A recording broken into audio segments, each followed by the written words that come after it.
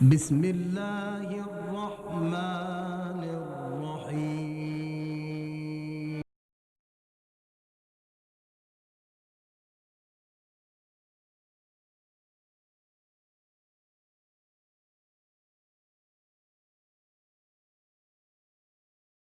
کون ہے جو کہتا کہ یہ رسول ہیں وہ جنت میں، اور جو کہتا کہ ہم نہیں جانتے، پہلی مرتبہ میں دیکھا ہے لہٰذا وہ جہنم میں۔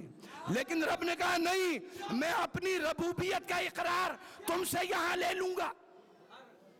واہ، یہ نکتہ ہے حضرت، ہاں بڑی مشکل سے تیار ہوتے ہیں۔ یہ نیو یارک زمین ہی ایسی ہے۔ درمیان زیادہ مخل نہیں ہونا چاہتا۔ ہمارے عظیم مہمان جو آج کی محفل کے لیے، آپ کو معلوم ہے جو عالم دین امریکہ تشریف لاتے ہیں ان کا اسکیجول پہلے سے بن جاتا ہے۔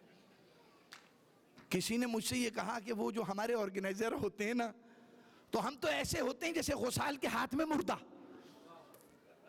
ہے نا جی حضرت۔ اب یہ ذرا مشکل لفظ ہے، نہیں سمجھ میں نہیں آئے گا، تو وہ فرماتے ہیں نہیں بھائی، جو پروگرام بن گیا وہ بن گیا، جس نے ٹکٹ دے دیا دے دیا، جنہوں نے بلوا لیا بلوا لیا، اب ان کی مرضی کے بغیر ہم ہاتھ پیر بھی نہیں چلا سکتے، جیسے غسال کے ہاتھ میں مردہ حرکت نہیں کر سکتا۔ لیکن شاہ عبدالحق صاحب قادری رحمت اللہ دامت برکاتہم العالیہ، اللہ تعالیٰ آپ کے اوپر اپنی رحمت کا سایہ فرمائے، آپ نے اپنے پروگرام کو نائف کے لیے چینج کیا، انٹائرلی پروگرام کو آگے پیچھے کیا، اور ہماری یہ خوش نصیبی کیونکہ آپ کے والد بزرگوار رحمت اللہ علیہ، آپ کے والد بزرگوار رحمت اللہ علیہ 16 سال تک اس سرزمین کو سیراب کرتے رہے، لہذا جب ہماری طرف سے درخواست پیش کی گئی تو یہ ہمارے یوسف صاحب کی بڑی کوششیں ہیں، بلکہ ثبوت بھی ان کے الٹے ہاتھ میں موجود ہے۔ اگر ان کی کوششوں کا ثبوت دیکھنا ہو تو الٹے، میں نے پوچھا نہیں کتنے ٹانکے لگے تھے حضرت، یہ پٹی کے اندر انہوں نے کتنے ٹانکے چھپائے ہوئے ہیں، یہ ان کی کوششیں تھیں۔ اللہ کے کرم سے آج ہمیں یہ مہمان نصیب ہوئے، اور انشاءاللہ تعالی یہ اپنے نورانی خطاب سے ہمیں بہرور فرمائیں گے۔ اللہ رب العزت کے کرم سے ہم بہت مالا مال ہیں، ہمارے پاس بڑے بڑے علماء حق، اور حضرت آپ کا تو نام ہی عبدالحق ہے، تو انشاءاللہ تعالیٰ مجھے پوری امید ہے، پورا یقین ہے کہ انشاءاللہ تعالیٰ ہم حق کی بات کریں گے، حق کی بات سنیں گے، اور حق کا ساتھ دیں گے۔ یہی ہماری زندگی اور یہی ہماری موت ہے۔ آئیے نعرہ تکبیر کے ساتھ آپ سید عبدالحق شاہ صاحب، جو صاحبزادے ہیں، شہزادے ہیں حضرت شاہ تراب الحق صاحب رحمت اللہ علیہ کے، جن سے آپ بخوبی واقف ہیں، دیکھیں نا کتنی دین کی خدمت کری۔ کہتے ہیں حضرت ہر 40 مسلمانوں میں ایک ولی ضرور موجود ہوتا ہے، ایک مومن، ایسا ہی کچھ ہے، علماء کرام زیادہ جانتے ہیں۔ اب آپ اندازہ لگائیے حضرت شاہ تراب الحق صاحب رحمت اللہ علیہ کے آخری سفر میں 35 لاکھ انسان موجود تھا۔ اب گھر جا کے کیلکولیٹر سے حساب لگاتے رہنا کتنے اولیاء اللہ مومنین اس میں شامل تھے۔ اللہ رب العزت کے کرم سے وہ اس دنیا سے ظاہری طور سے پردہ فرما چکے ہیں۔ مومن کبھی نہیں مرتا، اس کے باوجود وہ صدقہ جاریہ ایسا چھوڑ کے گئے ہیں، نہ صرف انہیں فائدہ ہوگا، نہ صرف انہیں فائدہ ہوگا، بلکہ ان کے وسیلے سے، سنی تو چلتے ہی حضرت وسیلے پہ ہیں، تو ان کے وسیلے سے ہمیں بھی فائدہ ہوگا۔ آئیے توجہ سے، غور سے حضرت کا انشاءاللہ بیان سماعت کرتے ہیں، اور اس کے بعد پروگرام کو آگے بڑھائیں گے۔ دیکھیے نائف نے آپ کو خوش کر دیا، اس کے بعد ہم دیکھیں گے آپ نائف کو کتنا خوش کرتے ہیں۔ نعرہ تکبیر، نعرہ رسالت، جناب سید عبدالحق شاہ صاحب دامت برکاتہم العالیہ۔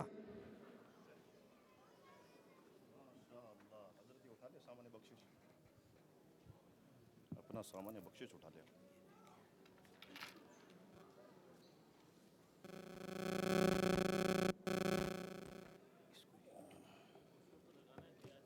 نہیں ایسے ہی ٹھیک ہے، یہ ہٹا لو، یہ تبرک ہٹا لو۔ بسم اللہ الرحمن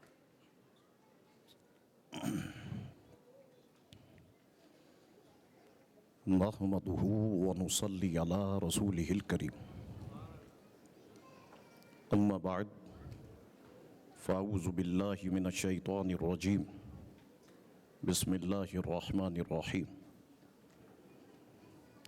قل ان کنتم تحبون اللہ فاتبعونی یحببکم اللہ ویغفر لکم ذنوبکم واللہ غفور رحیم۔ صدق اللہ مولانا العظیم وصدق رسولہ النبی الکریم الامین۔ ان اللہ وملائکتہ یصلون علی النبی یا ایہا الذین آمنوا صلوا علیہ وسلموا تسلیما۔ اللہم صلی علی سیدنا ونبینا ومولانا محمد معدن الجود والکرم والہ وبارک وسلم۔ صلاة و سلام علیک یا سیدی یا رسول اللہ صلی اللہ تعالی علیہ وسلم۔ میرے ساتھ بآواز بلند پڑھیں الصلاة والسلام علیک یا رسول اللہ وعلی آلک و صحابک یا حبیب اللہ۔ فضائیں مہکی، زمین و آسماں مہکے۔ فضائیں مہکی، زمین و آسماں مہکے، میرے نبی ہی کی نسبت سے سب جہاں مہکے۔ فضائیں مہکی، زمین و آسماں مہکے، میرے نبی ہی کی نسبت سے سب جہاں مہکے۔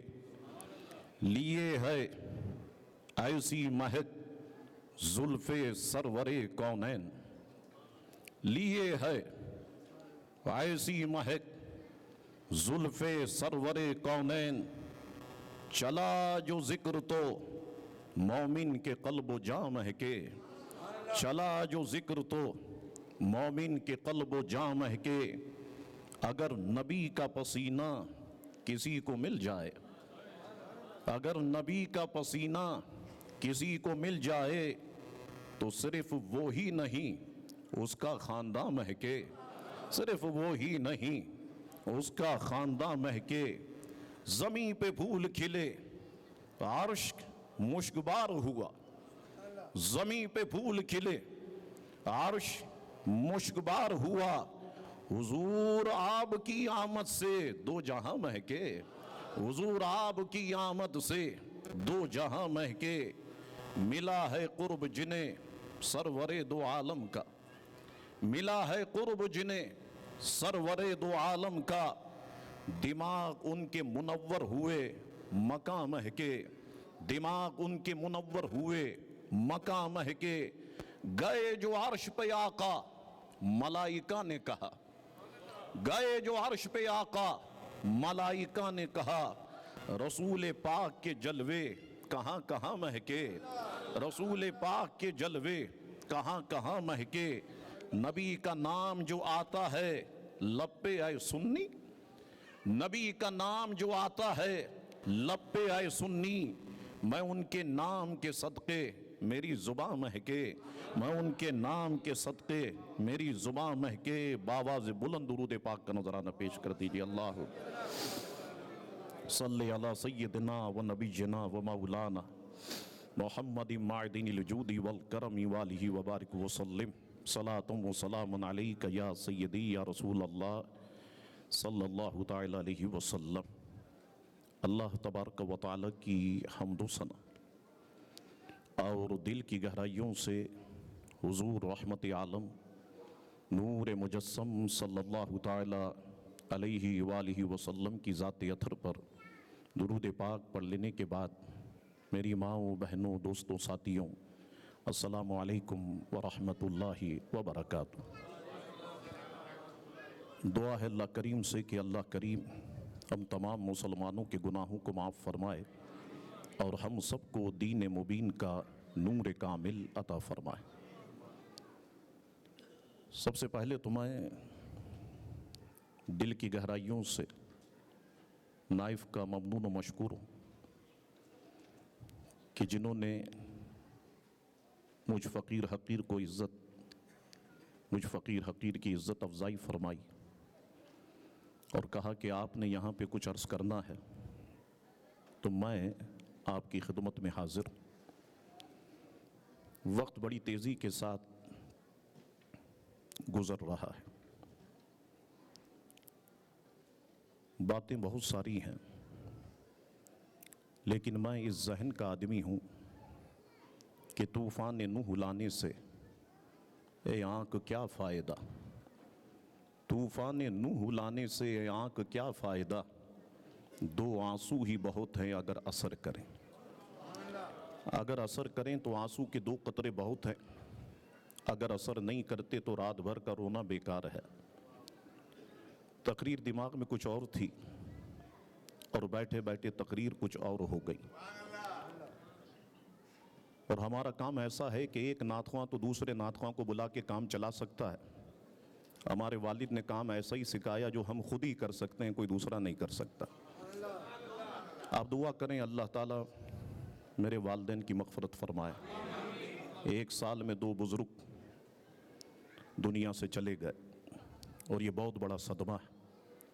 میرے والد محترم کی دینی خدمات کو قبول فرمائے اور ان دونوں بزرگوں کے مرقد مبارکہ پر نور کی برسات نازل فرمائے۔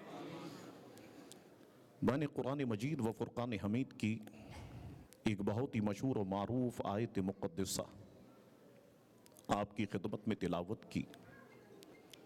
آسان سا ترجمہ عرض کر کے میں گفتگو کی طرف آتا۔ فرمایا گیا قل، اللہ رب العزت اپنے پیارے محبوب کریم علیہ السلام کو حکم دیتے ہوئے فرما رہا ہے، اے محبوب آپ لوگوں سے فرما دیجئے، آپ لوگوں سے کہہ دیجئے۔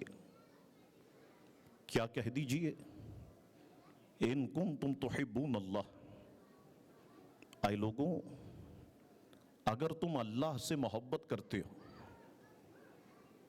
فاتبعونی، محبوب ان سے کہہ دے کہ یہ تجھ سے محبت کریں، یہ تجھ کو چاہیں، یہ تجھ سے پیار کریں، یہ تجھ سے عشق کریں، یہ تیری اتباع کریں۔ اے محبوب جب لوگ تجھ کو چاہنے لگ جائیں گے، جب لوگ تجھ سے پیار کرنے لگ جائیں گے، جب لوگ تجھ سے عشق کرنے لگ جائیں گے، جب لوگ تیری اتباع کرنے لگ جائیں گے، ہوگا کیا؟ فرمایا یحببکم اللہ، حبیب ان سے کہہ دے کہ اللہ بھی ان سے محبت فرمائے گا، اور اس محبت رسول کا انعام کیا دے گا؟ فرمایا وَيَغْفِرُ لَكُمْ ذُنُوبَكُمْ، اللہ تعالیٰ ایسے لوگوں کے سارے گناہوں کو معاف فرما دے گا۔ واللہ غفور رحیم، اور اللہ تبارک و تعالیٰ بخشنے والا مہربان ہے۔ غور کرو مسلمانوں کہ اللہ رب العزت نے کتنا آسان کر دیا کہ میرا محبوب بندہ اگر بننا چاہتے ہو تو میرے محبوب کریم علیہ السلام کی اطاعت کرو، میرے محبوب کے نقوش قدم پہ چلو۔ جب تم میرے محبوب کی اطاعت کرنے لگ جاؤ گے، میرے محبوب کے نقش قدم پہ چلنے لگ جاؤ گے، اپنے سروں کو اماموں سے منور کرنے لگ جاؤ گے، اپنے چہروں کو داڑھیوں سے منور کرنے لگ جاؤ گے، جھوٹ سے کنارہ کشی اختیار کر لو گے، چوری سے کنارہ کشی اختیار کر لو گے، یہ نگاہوں کو گناہوں سے بچاؤ گے، ہاتھوں اور پیروں کو گناہوں سے بچاؤ گے، ہوگا کیا کہ میں تم سے محبت کروں گا۔ یاد رکھو دوستوں کہ آج ہم سب کا دعویٰ تو ہے کہ ہمیں حضور سے محبت ہے۔ آپ جتنے یہاں پر بیٹھے مجھے ذرا بآواز بلند بتائیے کہ آپ کو حضور سے محبت ہے؟ سب کہیں گے، میری مائیں بہنیں بھی یہی کہیں گی کہ جی ہاں شاہ صاحب ہمیں حضور سے محبت ہے۔ ہمارا یہ دعویٰ ہے کہ ہمیں حضور سے محبت ہے، لیکن یاد رکھو کہ یہ دور پڑھے لکھے لوگوں کا دور ہے۔ اس دور میں کوئی بھی دعویٰ بغیر دلیل کے تسلیم نہیں کیا جائے گا۔ بالفرض میں اگر کسی پہ چوری کا الزام لگاؤں، میں کہوں کہ جناب زید چور ہے اور اثر و رسوخ دکھا کر اسے لاک اپ کر دوں، ظاہر سی بات ہے کہ اس کے رشتہ دار، اس کے دوست و احباب وہ پورا قانونی پروسیجر مکمل تو کریں گے نا، عدالت میں تو لے کر کے آئیں گے نا۔ اب جج ایک کٹہرے میں مجھے کھڑا کرے گا، ایک کٹہرے میں زید کو کھڑا کرے گا، جج کہے گا مولانا آپ نے اس پر چوری کا الزام لگایا، اب آپ بتائیے آپ کے پاس کیا دلیل ہے کہ زید چور ہے؟ اور پھر میں دلیل کے طور پر گواہوں کو بلاتا ہوں اور گواہ گواہی دینے سے انکار کر دے تو جب میری دلیل ٹوٹ گئی تو میرا دعویٰ بھی بیکار ہو کے رہ جائے گا. تو جب ہمارا یہ دعویٰ ہے کہ ہمیں حضور سے محبت ہے، اہم سوال کر رہا ہوں میں آپ سے، رات بستر پر سونے سے پہلے سوچنا کہ ہم سب کا یہ دعویٰ ہے، ہم یا رسول اللہ، یا حبیب اللہ، یا غوث پاک نعرے بہت لگاتے ہیں. جب ہم سب کا یہ دعویٰ ہے کہ ہمیں حضور سے محبت ہے تو مجھے بتاؤ کہ اس دعوے کی ہمارے پاس دلیل کیا ہے کہ ہمیں حضور سے محبت ہے؟ اگر حضور سے محبت ہوتی ہماری نمازیں ضائع نہ ہو رہی ہوتی، اگر حضور سے محبت ہوتی ہماری اخلاقیات کا جنازہ نہیں نکل گیا ہوتا، اگر حضور سے محبت ہوتی بے حیائی اور بے غیرتی اس طرح ہمارے قریب نہیں آتی. تو ہمارا دعویٰ تو ہے کہ ہمیں حضور سے محبت ہے، لیکن اس دعوے کی ہمارے پاس کوئی دلیل نہیں ہے. آؤ میں آپ کو ان لوگوں کی بارگاہ میں لے کے چلتا کہ جن کا یہ دعویٰ تھا کہ ہمیں حضور سے محبت ہے. انہوں نے اس دعوے کی دلیل اپنے کردار کے ذریعے سے دی، اپنے عمل کے ذریعے سے دی، اپنی پریکٹیکل لائف کے ذریعے سے ثابت کیا کہ ہمیں حضور سے محبت ہے. اور وہ دور صحابہ کرام کا مقدس دور ہے. اللہ اکبر. حضور علیہ الصلوۃ والسلام ایک موقع پر اعلان فرماتے ہیں، گویا فرمایا میرے آقا نے اسلام کو مال کی ضرورت ہے، اسلام کو دولت کی ضرورت ہے، اسلام کی مدد کی جائے. سارے غلام جمع ہیں. ایک غلام اٹھے کچھ کھجورے لے آئے، ایک غلام اٹھے کچھ گول لے آئے، حضرت فاروق اعظم اٹھے گھر کا آدھا سامان لے آئے. حضرت ابو بکر صدیق نے جب یہ سنا کہ سرکار فرما رہے ہیں کہ اسلام کو مال کی ضرورت ہے، دولت کی ضرورت ہے، اپنے گھر گئے، چادر بچھا دی، گھر کا سارا سامان اس چادر پہ رکھ دیا، 2 بوریے لیے، ایک کو قمیص کے طور پر استعمال کیا، ایک کو تہمت کے طور پر استعمال کیا یعنی لنگی کے طور پر، اور اس کو سیاہ ببول کے کانٹوں سے گٹھری کو اٹھا کر اپنے کندھے پہ رکھا. حضور کی بارگاہ میں حاضر ہو گئے. حضور نے فرمایا ابو بکر گھر والوں کے لیے کیا چھوڑا؟ عرض کرتے ہیں میرے آقا گھر والوں کے لیے تو اللہ اور اس کا رسول ہی کافی ہے. ہمارے ملک کے مشہور شاعر ڈاکٹر اقبال کہتے ہیں ابو بکر صدیق نے کہا ہوگا کہ پروانے کو ہے چراغ تو بلبل کو پھول بس، صدیق کے لیے ہے خدا کا رسول بس. اور میری زبان میں کہو سنیو تو ابو بکر صدیق نے کہا ہوگا کہ مال و زر دے کر کے سبھی کچھ تو بچ گیا مال و زر دے کر کے سبھی کچھ تو بچ گیا میرے لیے، ایک خدا میرے لیے، ایک مصطفیٰ میرے لیے. یا رسول اللہ یہ سارا مال آپ کی خدمت میں پیش کر دیا ہے. اللہ اکبر. اب حضور علیہ السلام ابو بکر صدیق کے بوریے والے لباس کو دیکھ رہے، گویا فرمایا حضور نے ابو بکر جب سے ہماری اور تمہاری دوستی ہوئی ہے ہم نے تمہیں یہ بوریے والا لباس کبھی پہنتے ہوئے نہیں دیکھا، بڑا عجیب لباس پہنے ہوئے ہو اور اسے سیاہ ببول کے کانٹوں سے. اللہ اکبر. ابھی گفتگو ہو رہی ہے کہ جبریل امی جب سدرہ سے نازل ہوئے حضور نے ملاحظہ فرمایا کہ جبریل نے بھی ویسا ہی لباس پہنا ہوا تھا جیسا ابو بکر صدیق نے پہنا ہوا تھا. اب نگاہ نبوت آپ بند کر دیں.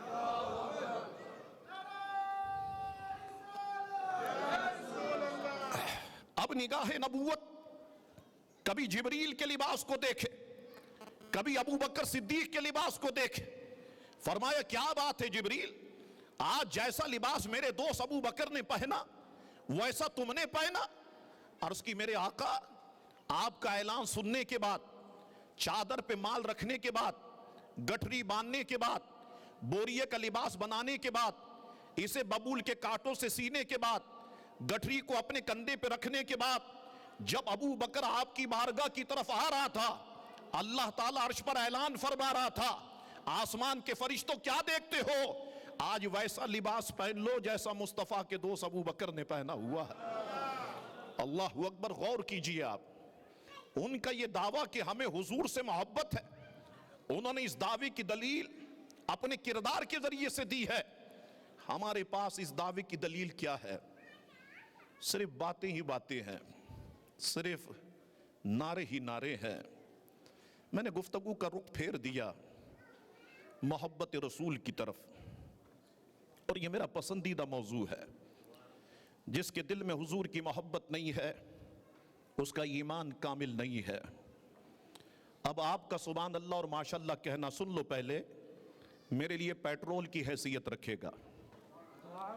آپ سبحان اللہ کہتے رہیں گے، گاڑی چلتی رہے گی۔ آپ خاموش ہو جائیں گے، میں تقریر ختم کر دوں گا۔ جتنے بیٹھے ہو ان پر بھی لازم ہے سبحان اللہ کہنا، ذرا بآواز بلند کہیے، ٹھیک ہے؟ وعدہ ہے؟ چلیے آگے بڑھتے۔ محبت پر دنیا میں بے شمار کتابیں لکھی گئیں۔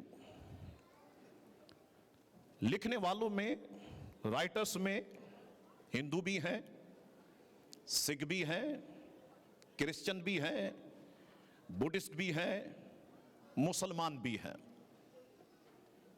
ساری ان کی گفتگو کا خلاصہ میں آپ کی خدمت میں پیش کرتا ہوں۔ کہتے ہیں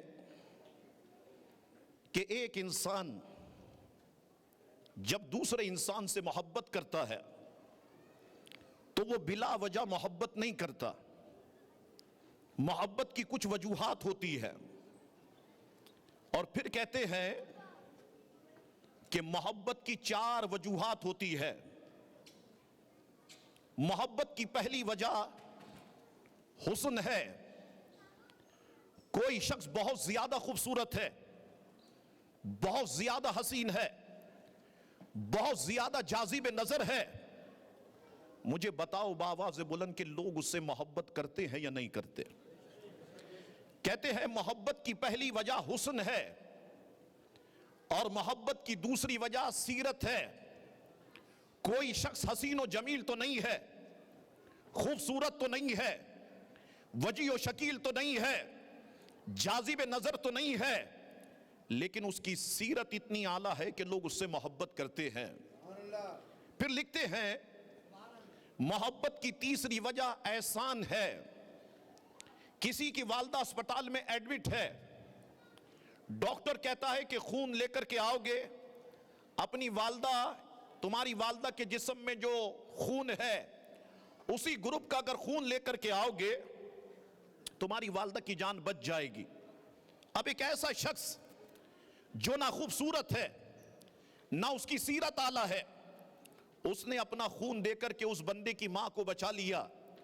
ذرا دیانتداری سے بتاؤ مسلمانوں کہ وہ بندہ اس سے محبت کرے گا یا نہیں کرے گا؟ تو محبت کی پہلی وجہ حسن ہے، محبت کی دوسری وجہ سیرت ہے، محبت کی تیسری وجہ احسان ہے، اور لکھتے ہیں کہ محبت کی چوتھی اور آخری وجہ قربت ہے۔ دو دوست ہیں، دونوں میں آپس میں محبت ہے، یہ قربت کی وجہ سے ہے۔ کتنی مائیں خوبصورت ہیں، اولاد خوبصورت نہیں ہے، ماں بیٹوں میں، بچیوں میں جو محبت ہے یہ قربت کی وجہ سے ہے۔ کتنی اولادیں خوبصورت ہیں لیکن ماں خوبصورت نہیں ہے، ماں بچوں میں جو یہ محبت ہے یہ قربت کی وجہ سے ہے۔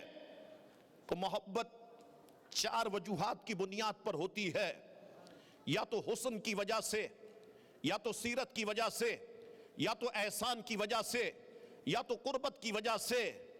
اب اگر کوئی شخص آپ سے یہ کہے کہ دیکھو پڑھے لکھے لوگوں نے فیصلہ کر دیا کہ محبت ان 4 وجوہات کی بنیاد پر ہوتی ہے، کیا ان میں سے کوئی ایک وجہ تمہارے نبی میں تھی کہ جو ہم تمہارے نبی سے محبت کریں؟ تو اسے مسکرا کے کہنا، لڑنا نہیں دوستو، میرا مسلک مجھے لڑنا نہیں سکھاتا۔ میں آپ کو سچ بتاؤں، مناظرے ہوتے ہیں پاکستان میں، ایک گروپ کہتا ہے کہ حضور شفاعت نہیں کریں گے، اور ہمارا گروپ کہتا ہے کہ شفاعت کریں گے۔ پھر وہ جھگڑے تک نوعیت پہنچ جاتی ہے تو میں مسکرا کے کہتا ہوں دعا کر لیتے ہیں